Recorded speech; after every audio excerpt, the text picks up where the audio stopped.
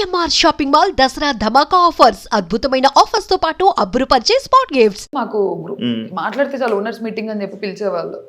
మనీష్ కి హరీష్ గారికి క్లాసెస్ ఎక్కువ ఉండేవి. మనీష్ కి ఏం బ్యాడ్జ్ లేదు, సో అన్నిట్లో ఇన్వాల్వ్ అయ్యేవాడు. ఇది ప్రాబ్లం. మనీష్ పర్ఫెక్షనిస్ట్ అనమాట. ఇది ఇలానే జరగాలి, ఇది ఇలానే చేయాలి, మనం ఓనర్స్ అంటే ఒక మెతుకు ఇవ్వకూడదు, ఒక ఫ్రూట్ ఇవ్వకూడదు, ఎందుకు ఇచ్చారని గొడవలు అలాగే స్టార్ట్ అయ్యాయి మాకు.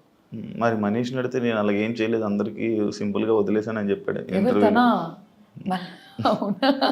లైవ్ చూసారా?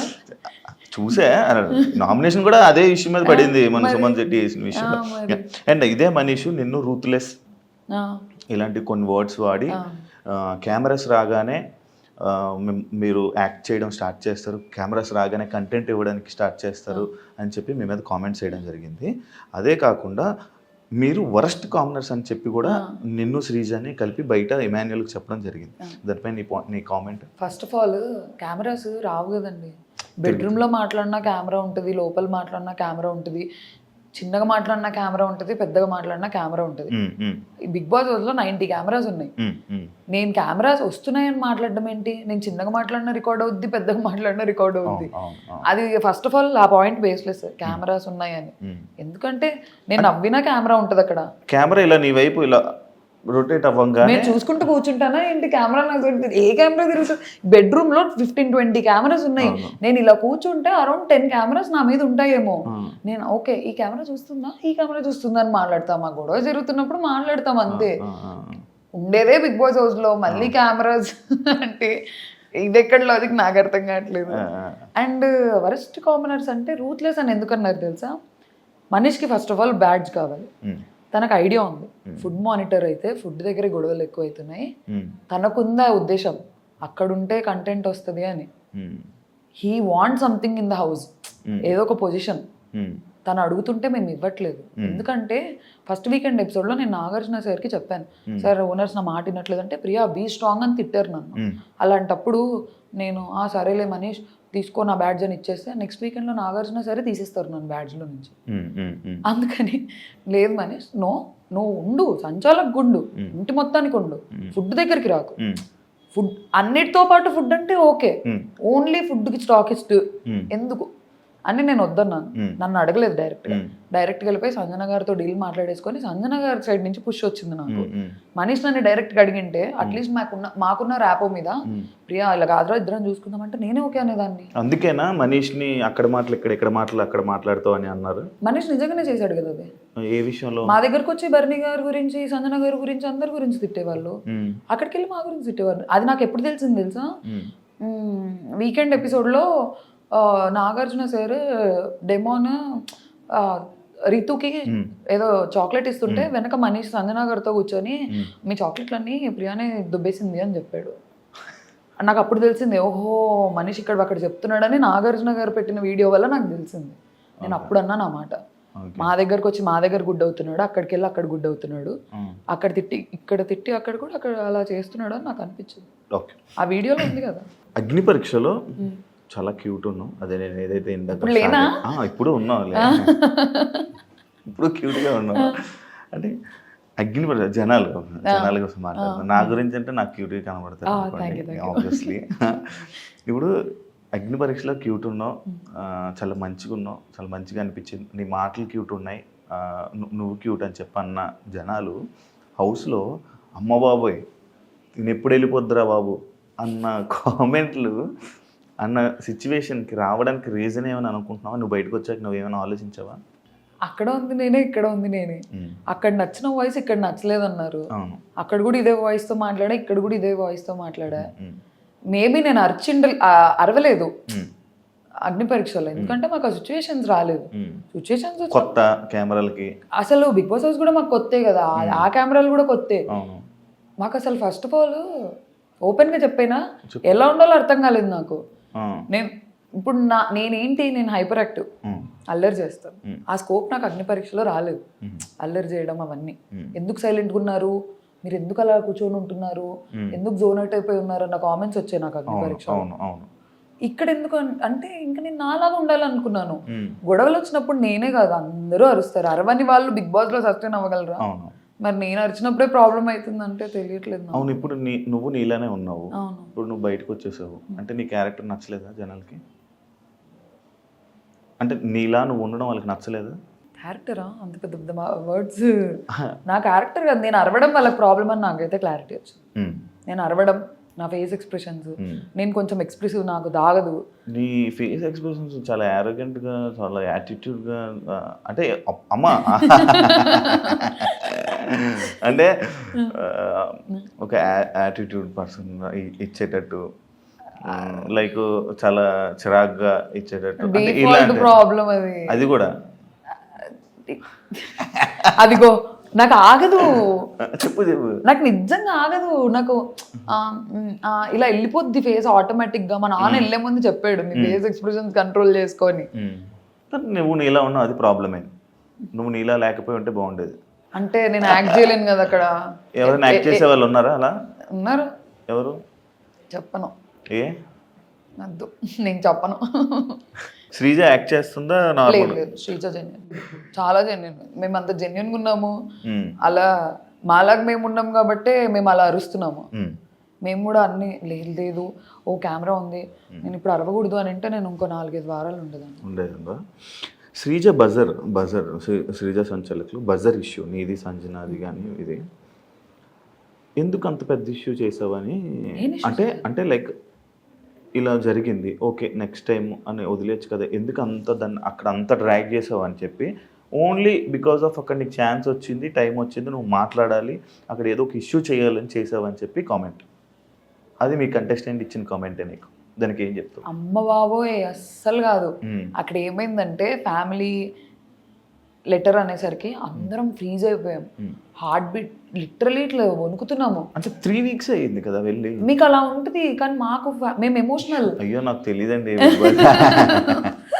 అవునా? లేదు, ఇప్పుడు ఇమాన్యుల్ కూడా ఏడ్చాడు, అందరూ ఏడుస్తారు. అదే నేను అన్నాను, ఫ్యామిలీ ఎమోషనల్. అది ఏదో క్యాప్టెన్సీ కంటెండర్ అయి ఉంటే మేము అసలు అంత ఎమోషనల్ అయ్యే వాళ్ళం కాదు. ప్రతి ఒక్కరు ఏడ్చేశారు.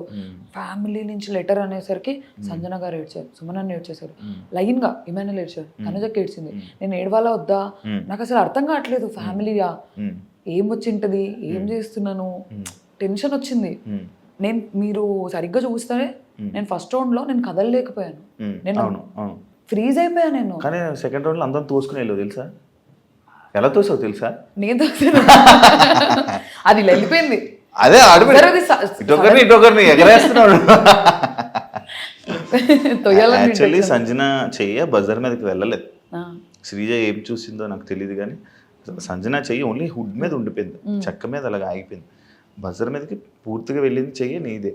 అండ్ మోర్ ఓవర్ అక్కడ చెప్పా కదా ఫ్యామిలీ ఎమోషన్. తనుజక్క రౌండ్ అప్పుడు నేను పక్కకి వెళ్ళి ఏడ్చాను. అయ్యా ఛాన్స్ మిస్ అయిపోతుంది. నాకు ఒక ఐడియా ఉండే, పోను పర్సెంటేజ్ పెంచేస్తారు, లాస్ట్ లో ఉన్న వాళ్ళు ఛాన్స్ ఉండదు అని క్లారిటీ నాకు ఉంది.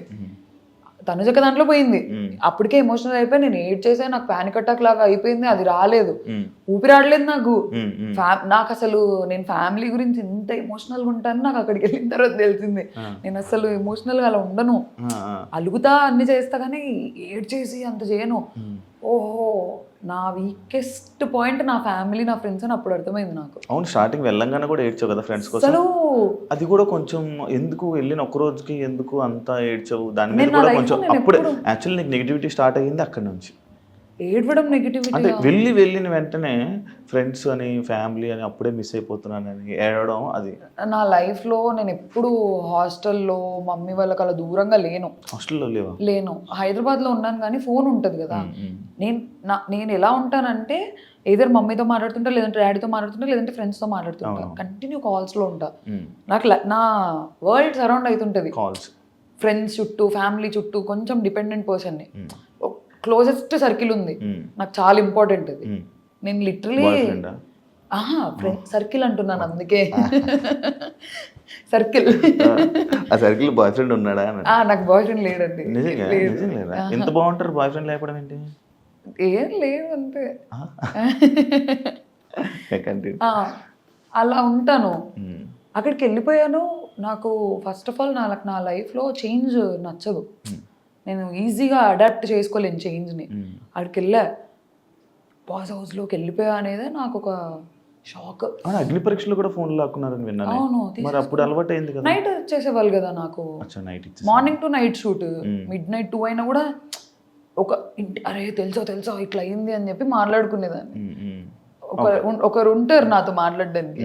ఇక్కడ అలా లేదు, అందరు కొత్త వాళ్ళు, ఎవ్వరు మాట్లాడట్లేదు.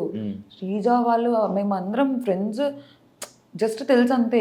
అలా నాకు మనీష్కి ర్యాపో ఉండేది, ఎందుకంటే మేము కొంచెం మాట్లాడేవాళ్ళం అగ్ని పరీక్షలు అంతా.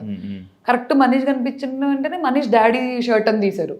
నేను ఆల్రెడీ లో ఉన్నా, మనీష్ నాకు గుర్తు చేశాడు, ఇదిగో మా నాన్న షర్ట్ నేను ఇలా తెచ్చుకున్నా అని. నాకు స్టార్ట్ అయింది, అబ్బా నేనేం తెచ్చుకోలేదు. నా ఫోన్ అలా కాదు, నేను ఏదైనా పని చేస్తూ ఫోన్ మాట్లాడేదాన్ని, సర్దుకుంటున్నా ఫోన్ సడన్ గా వెళ్ళిపోయింది, ఫోన్ ఏది అని. ఓ హిట్ అయింది. ఇంకోటి తెలుసా, నేనే ఎక్కువ ఏడ్చా అందరికంటే. రాలేదు ఎడిటింగ్. నేను అసలు ఫస్ట్ వీక్ లో తనుజక్క కాదు క్రై బేబీ అని నన్ను అంటారు అనుకున్నా, తనుజక్కకి వెళ్ళింది, అదేంటో నాకు తెలీదు. నేనే ఏడ్చా అందరికంటే ఎక్కువ. ప్రతిరోజు నైట్ నేను సంజన గారు కూర్చుంటాము, ఫ్యామిలీ గుర్తొస్తుంది అంటాను నేను. సంజన గారు ఏడుపు తక్కువ, నేను ఇంకా ఫ్యామిలీ ఏడుసేవాళ్ళు, సంజన గారు కన్సోల్ చేసేవాళ్ళు. మేము ఎంత కొట్లాడుకున్నా నైట్ అయితే ఇలా వచ్చేస్తాము. నీ శ్రీజ వల్ల నీ గేమ్ పాడైపోయింది అనేది ఒక టాక్ ఉంది. దానికి నువ్వు చెప్పేది ఎందుకంటే మీ ఇద్దరు, నేను ఒక వీకెండ్ నాగార్జున సార్ మిమ్మల్ని తిడుతుంటే జనాలు ఎంజాయ్ చేశారు, అలా వాగుతూనే అండ్ ఇంకొకటి ఇద్దరు వాయిస్లు గట్టి వాయిస్లే. అసలు మీ ఇద్దరు మాట్లాడితే బిగ్ బాస్ లాగా మిగతా 12 మంది వాయిస్లు వినపడవు, 13 మంది ఉన్నారు, ఎవరి వాయిస్లు వినపడవు. అలాంటి 2 స్ట్రాంగెస్ట్ వాయిస్లు ఒక దగ్గర ఉండిపోవడం ఏమైనా ఇదైందంటావా? అంటే నేను లోపల ఉన్నప్పుడు నేను అది ఫీల్ అవ్వలేదు, శ్రీజ వల్ల నా గేమ్ పాడవుతుంది. బయటకు వచ్చాక ఫీల్ అయ్యావా? అంటే ఇదంతా చూడడం వల్ల ఇప్పుడు మేమిద్దరం కొంచెం ఎగ్జైటెడ్ గా ఫీల్ అయ్యే క్యాండిడేట్స్. మా ఇద్దరికి లిటరల్ గా చెప్పాలంటే అదే తొందర ఎక్కువ, ఆతృత చెప్పేయాలి పాయింట్. నా ప్రాబ్లం ఏంటంటే నేను మర్చిపోతానేమో అని నా పాయింట్. చెప్పాను నేను ఇంకోటి ఆలోచించే లోపు చెప్దాం పాయింట్ అని, అలా అందించుకొని ఇద్దరం కొంచెం సిమిలర్ గా ఉండేసరికి అది కొంచెం నెగిటివ్ అయింది. అది నాకు లోపల తెలియలేదు, బయటకు వచ్చిన తర్వాత అర్థం. చెప్పారు ఎవరైనా? చాలా చెప్పారు. ఏమని చెప్పారు? అట్లీస్ట్ తనన్న సైలెంట్ గా ఉండింటే నీకేం బాగుండేది, నువ్వు సైలెంట్ గా ఉన్నా తనకేం బాగుండేది. ఇద్దరు ఇలా కకే అని వచ్చేసారు, అదే మీ ఇద్దరికి నెగిటివ్. ఒకళ్ళ మీద పడిపోయేవాళ్ళు వెళ్ళి, నువ్వు వచ్చి మమ్మల్ని గుద్దు, అదే ఉంటుంది బాలయ్య డైలాగ్, నేను వచ్చి నిన్ను గుద్దురా, నువ్వు వచ్చి నేను వాళ్ళందరి మీద ఏం పడలేదు. లేదు, నా దగ్గరకు వచ్చిన వాళ్ళకి అన్ని పాయింట్ అవుట్ చేస్తేనే వస్తుంది అది బాగా. కానీ నీ పాయింట్స్ అన్ని బానే ఉండేవి, కాకపోతే నువ్వు ఏదో మాట్లాడుతుంటే పక్క నుంచి తను వచ్చి ఇంకా రేపడం వల్ల ఇద్దరు చెలరైపోయేవాళ్ళు. అదే ఇంకోటి చాలా యాక్టివ్గా ఉండే పర్సన్ నువ్వే, హైపర్